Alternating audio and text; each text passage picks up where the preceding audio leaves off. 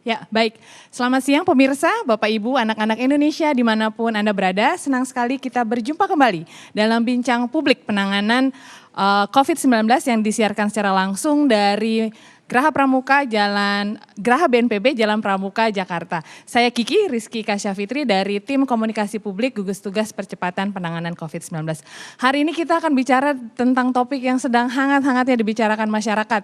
Tentang benarkah virus COVID-19 berada di udara atau bisa bermutasi dan menular melalui jalur udara atau airborne begitu.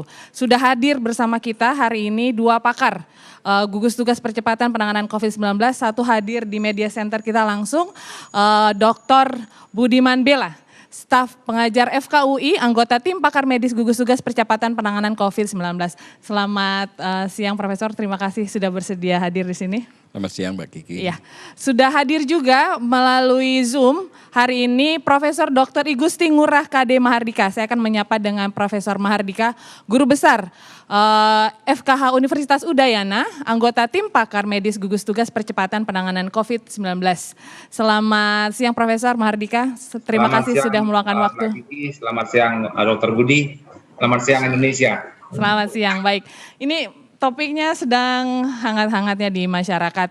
Ada kekhawatiran bahwa COVID-19 yang sebelumnya dipahami menular melalui kontak langsung begitu, melalui droplet, dicurigai dapat menular juga melalui udara atau airborne. Ini saya mau ke Profesor Mahardika dulu. Sebenarnya apa sih bedanya penularan secara langsung via droplet dan dengan penularan melalui udara atau airborne? Silakan Profesor. Ya, selamat pagi, selamat siang Mbak Kiki. Jadi sebetulnya ya sebagai virus pernapasan ya sebenarnya dari dulu juga kita tidak bisa mengabaikan peluang untuk terjadinya secara aerosol. Sebelumnya dianggap memang penularannya itu secara kontak langsung, jadi dari penderita melalui udara pernapasan, kemudian sampai ke calon penderita baru kepada orang lain, kemudian bisa juga dari jabat tangan, kemudian menyentuh muka dan sebagainya, secara tidak langsung melalui alat, melalui yang tercemar, misalnya menukar handphone, pulpen, buku dan lain sebagainya. Jadi itu yang yang tradisional dianggap terjadi. Tetapi sebagai virus pernapasan, sekali lagi virus ini memang berpeluang dari awal itu mestinya secara aerosol, seperti diketahui tidak hanya makro droplet yang terjadi pada saat kita batuk misalnya, pada saat kita bersin, juga muncul mikro droplet yang berpeluang terjadi melalui aerosol. Saya kira itu jawaban. Jadi bukan hal baru sebetulnya dan mestinya tidak membuat kita semakin panik. Baik, di situasi seperti apa kondisi itu bisa terjadi, Profesor? Artinya yang disebut tadi situasi di mana ada aerosol tersebut, di setting yang seperti apa itu? Di setting yang utama, kalau aerosol secara ilmu virologi ini bukan true aerosol sebetulnya. Kalau yang disebut dengan true aerosol itu menular bersama aliran angin, aliran udara, kemana arah udara, sanalah kemudian penyakitnya itu berjangkit. Ini tidak, ini biasanya dalam setting ruangan tertutup, misalnya bis, kemudian ruangan ber-AC, pusat-pusat perdagangan atau perkantoran yang menggunakan atau restoran yang menggunakan misalnya ventilasinya melalui ventilasi buatan atau ber-air condition. Jadi ini settingnya pada ruangan tertutup. Saya kira itu. Baik, jadi memang di ruangan yang tertutup tidak ada sirkulasi udara yang baik begitu ya. Kemudian betul. Menggunakan AC seperti itu. Nah, saya mau ke Dr. Budiman. Ini lantas cara pencegahannya begitu ya, kalau memang ada situasi seperti itu, walaupun di setting khusus tadi disebutkan tidak di semua situasi itu bisa terjadi, pencegahannya kemudian seperti apa? Apakah berbeda ketika itu melalui droplet atau kontak langsung dengan airborne seperti ini? Oke, pertama mungkin saya tambahkan sedikit dulu. Ini kan sesuatu kabar yang baru disampaikan mengenai aerosol tersebut. Tetapi sebetulnya WHO bukannya tidak pernah mengatakan bahwa potensi melalui aerosol itu ada. Namun dalam kondisi yang lebih banyak itu di rumah sakit, di mana kita mengerjakan prosedur-prosedur medik yang kemudian menimbulkan aerosol. Baik. Atau di laboratorium, di mana di dalam tempat kultur begitu ya, di mana virusnya banyak sekali dan aerosolnya itu bisa terbentuk sehingga konsentrasi virus menjadi tinggi. Baik. Nah, betul apa yang disampaikan oleh Prof. Mahardika tadi, bahwa di tempat tertutup itu dia berpotensi untuk menular juga, apalagi kalau kondisi udara dingin. Nah, namun begini, seandainya di tempat tertutup, namun kita menjaga jarak dan kita menggunakan masker, maka kemungkinan untuk menular itu menjadi jauh lebih kecil. Baik. Mengapa? Karena pada saat itu semua aktivitas yang berpotensi mengeluarkan virus, yaitu misalnya seperti saya berbicara saat ini ya, atau orang bernyanyi atau orang batuk, itu kan akan mengeluarkan virus dari cipratannya, baik dari bersin dari hidung ataupun dari mulut, itu akan tertampung oleh masker kalau kita menggunakan masker. Jadi kalau ditanya pencegahannya, saya saran tetaplah gunakan masker. Baik. Jadi memang dari WHO sendiri menyebutkan bahwa ini mungkin terjadi dalam konteks di mana prosedur atau tata laksana yang memungkinkan menghasilkan aerosol tadi itu terjadi, dan ini banyak di lab, justru di rumah sakit di mana virus itu ada di sana dan sedang diteliti begitu ya. Jadi kemungkinan untuk penularan melalui airborne itu lebih mungkin terjadi, lebih besar. Tapi kalau di lingkungan kerja begitu, kita kantor rata-rata tertutup ruangannya ber-AC atau di lift begitu ya, yang mungkin ukurannya hanya 1 kali 2 meter begitu, itu ada kemungkinan juga terjadi penularan? Iya, kalau jarak dekat tentu iya. Dan kemudian yang tadi saya sampaikan itu sebabnya at any time, setiap saat gunakanlah masker. Apalagi kalau kita berpotensi bergerak, itu kan jarak, kemungkinan kita tidak pernah tahu jarak kita menjadi dekat dengan orang lain, lebih dari 1 meter. Nah, di kantor, saya sendiri di kantor, kami semua selalu menggunakan masker.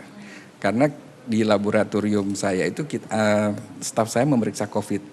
Sampai saat ini dan secara rutin kami memeriksakan antibodi dan juga swab, semua staf masih negatif. Baik. Syukur begitu ya, itu saya rasa bahwa kepatuhan menggunakan masker itu menjadi hal yang sangat penting sekali. Baik, jadi walaupun di lingkungan yang risiko tinggi gitu, yang high risk, selama prosedur atau protokol kesehatan dijalankan, pakai masker selalu, itu bisa dikurangi sekali risikonya sebenarnya ya. Nah, ini kan sektor ekonomi, 9 sektor ekonomi sudah dibuka. Masyarakat kembali bekerja, sekolah sebentar lagi dibuka. Ini orang akan menggunakan transportasi umum, anak-anak akan berada di ruang kelas begitu. Apa yang harus dilakukan dokter untuk memastikan penularan ini tidak terjadi? Selain tadi wajib pakai masker. WHO merekomendasikan selain pakai masker adalah kita jangan menyentuh wajah, khususnya hidung, mulut, dan mata. Kalau ingin menyentuh itu harus cuci tangan terlebih dahulu, dan tentunya jaga jarak. Jadi apa yang biasa kita lakukan di zaman dulu, berpelukan dan sebagainya, mengakibat kontak intim yang sangat dekat, itu tentu harus sudah sangat kita tidak boleh dilakukan. Kalau melihat di sekolah-sekolah di luar negeri, di Thailand misalnya, pada saat makan setiap orang itu anak duduk di dalam kubikel masing-masing. Jadi dengan begitu mereka tidak bisa menciprati satu sama lainnya. Baik, saya ke Profesor Mahardika. Ini kalau dari masyarakat jelas gitu ya tadi, selalu konsisten pakai masker, hindari kerumunan, hindari berada di ruangan yang sirkulasi udaranya tidak terlalu baik. Tapi dari penyedia jasanya, misalnya dari sekolahnya, kemudian dari perkantoran, dari penyedia jasa transportasi umum, berarti ada konsekuensi lain juga, ada tata laksana lain kah yang harus dilakukan? Selama ini kan jaraknya diatur 1 meter begitu ya, apakah itu cukup atau ada hal lain yang harus dilakukan? Saya justru yang sederhana adalah jangan ventilasinya, usahakan ventilasi alami. Buka jendela, buka pintu, kemudian Dan itu akan virus itu kalaupun ada yang tertular itu kan larut, dan mohon diingat bahwa untuk membuat sakit itu perlu dosis tertentu atau viral load tertentu. Sehingga dengan ventilasi terbuka itu konsentrasi virus yang terpapar pada individu itu mungkin akan jauh lebih sedikit. Dan yang kedua, saya melihat peluang sebetulnya memang belum direkomendasi oleh WHO, belum direkomendasi oleh Satgas COVID, itu adalah intervensi instalasi ultraviolet yang portable, yang harganya saya cek itu tidak mahal, dan sangat, saya kira standar kami di lab itu menggunakan ultraviolet sepanjang tidak ada manusia, tidak ada orang di dalamnya, itu sangat aman. Bahkan ada sekarang yang portable yang ada sensor, begitu ada manusia maka alatnya mati sendiri. Jadi saya kira intervensi sederhana, tapi mungkin perlu standarisasi Satgas COVID di Jakarta untuk menjadi salah satu strategi untuk mengurangi risiko COVID itu di ruangan-ruangan tertutup, misalnya ruang kelas atau ruang perawatan rumah sakit dan lain sebagainya. Dan ini murah, sangat murah meriah. Kami cek juga harganya di sekitar Denpasar itu sangat affordable dan sangat efisien. Jadi pengalaman kami rutin setelah kami bekerja 1 jam ultraviolet itu, maka kontaminasi biasanya dapat kami hentikan. Jadi apa fungsi alat tersebut, Profesor, kalau bisa lebih dijelaskan? Salah satu virus ini adalah virus yang sangat labil. Jadi virus COVID itu sangat labil karena dia mempunyai selubung lemak. Dia itu tidak menyukai ultraviolet. Dia itu tidak menyukai penjarakan sosial sehingga kerumunan sangat dia sukai. Kemudian ultraviolet itu akan segera mematikan virus ini, dan sinar ultraviolet itu yang lampu ultraviolet yang ada yang di pasar itu UVC yang energinya cukup besar dan sangat efektif membunuh virus. Seandainya suatu ruangan itu ada yang tertular, maka risiko untuk menulari ke orang lain itu dapat dicegah seminimum mungkin. Itu saya kira. Tapi sekali lagi yang paling sederhana adalah, saya bahkan sederhana mengatakan kepada banyak orang, semakin kita berkeringat di suatu ruangan atau di suatu pusat perbelanjaan, kita semakin aman. Begitu Anda merasa nyaman, bahkan harus pakai jaket, maka virus juga senang di sana dan risiko kita semakin tinggi. Jadi pakai kendaraan umum atau nanti taksi, buka saja jendela, kemudian pakai masker, kemudian buka jendela, menggunakan ventilasi alami. Jauh lebih nyaman, jauh lebih enak, dan jauh lebih segar. Baik. Tadi disebutkan virusnya sebenarnya labil begitu ya. Berapa lama sebenarnya virusnya itu bisa hidup kalau di lingkungan seperti ruangan yang biasa dipakai untuk kantor atau sekolah? Jadi kalau dalam keadaan dingin dan lembab, virusnya tahan. Betul sekali yang disampaikan Prof. Mahardika tadi, kalau cuacanya panas dan kering itu virusnya jadi tidak tahan. Jadi kalau mau ditanyakan berapa lama, menurut saya pertanyaan itu tidak terlalu penting. Karena itu hanya akan membangkitkan berbagai macam kekhawatiran dan kemudian kita akhirnya tidak melaksanakan hal-hal yang paling penting. Saya sangat setuju dengan apa yang disampaikan Prof. Mahardika bahwa kita mengurangi dosis virus di udara dengan membuat ventilasi, kita membuat exhaust fan supaya pergantian udara di dalam satu ruangan itu menjadi tinggi sekali, itu akan mengurangi kemungkinan kita terpapar. Ya. Jadi sirkulasi udara harus diperbaiki begitu ya, untuk mengurangi risiko. Tapi ada beberapa setting yang itu sepertinya tidak memungkinkan ya. Misalnya elevator gitu ya, lift. Tidak mungkin sepertinya ada sirkulasi udara. Kalau dalam kondisi seperti itu apa yang harus dilakukan, Dok? Itu sebabnya kita perlu pakai masker. Ya.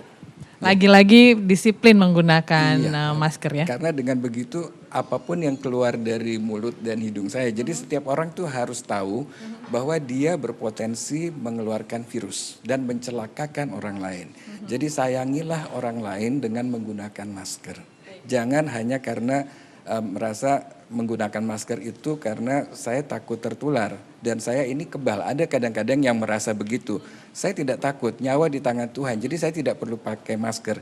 Ya, kalau ternyata Anda adalah sumber virusnya, Anda sedang membunuh orang lain. Mungkin bisa begitu. Jadi penggunaan masker ini sebenarnya lebih agar kita tidak menulari orang lain gitu, agar droplet kita juga tidak tersebar di udara dan virusnya tidak kemana-mana Saya begitu rasa ya? terutama yang itu. Betul. Ya, walaupun dia juga bisa membantu kita supaya kita tidak tertular. Ya. Sebenarnya studinya sendiri tentang penggunaan masker ini berapa persen sih itu bisa mengurangi resiko penularan COVID? Kalau mau ditanya maskernya melindungi saya dari kemungkinan tertular COVID, tergantung juga. Masker itu kan hanya melindungi bagian hidung saya, bagian mata saya tidak toh, gitu. Jadi lagi-lagi balik orang harus tutup supaya saya tidak nyiprat kemana-mana menularin orang lain. Gitu ya. Baik, Profesor Mahardika, saya kembali.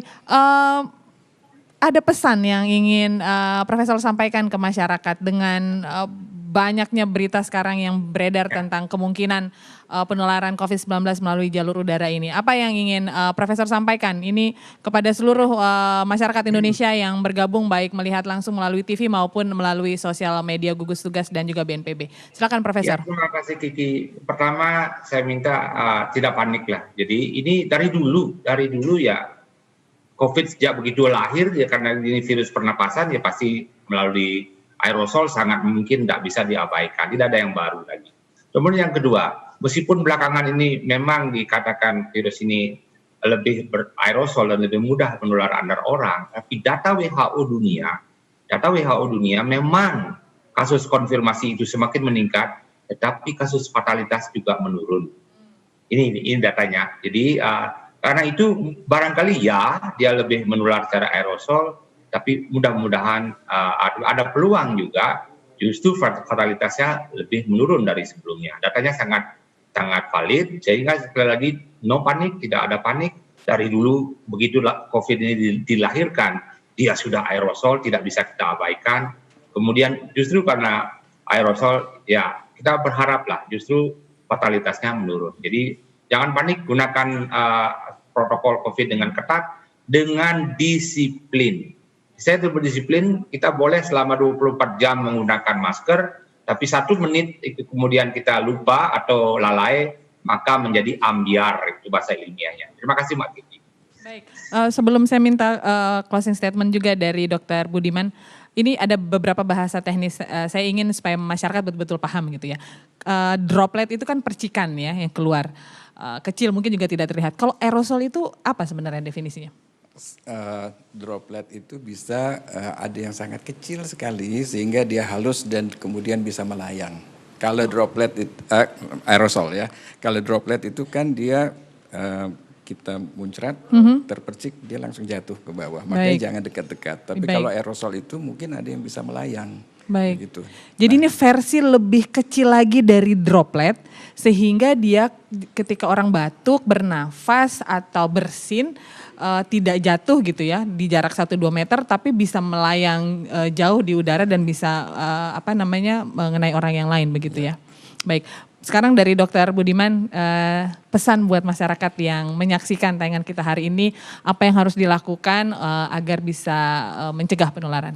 Silakan. Ya, mari kita berjuang bersama menghadapi masalah COVID ini. Kita patuhi rekomendasi yang ada, gunakanlah masker, jangan menyentuh wajah kalau tidak mencuci tangan, kemudian harus rajin cuci tangan. Saya rasa itu pesan yang saya akan ulang-ulang terus karena hanya dengan begitu kita bisa memperlambat penyebaran COVID.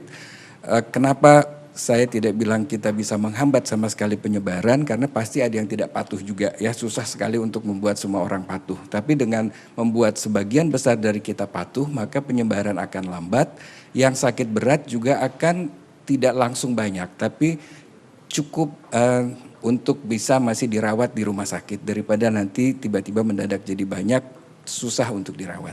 Saya rasa itu yang penting.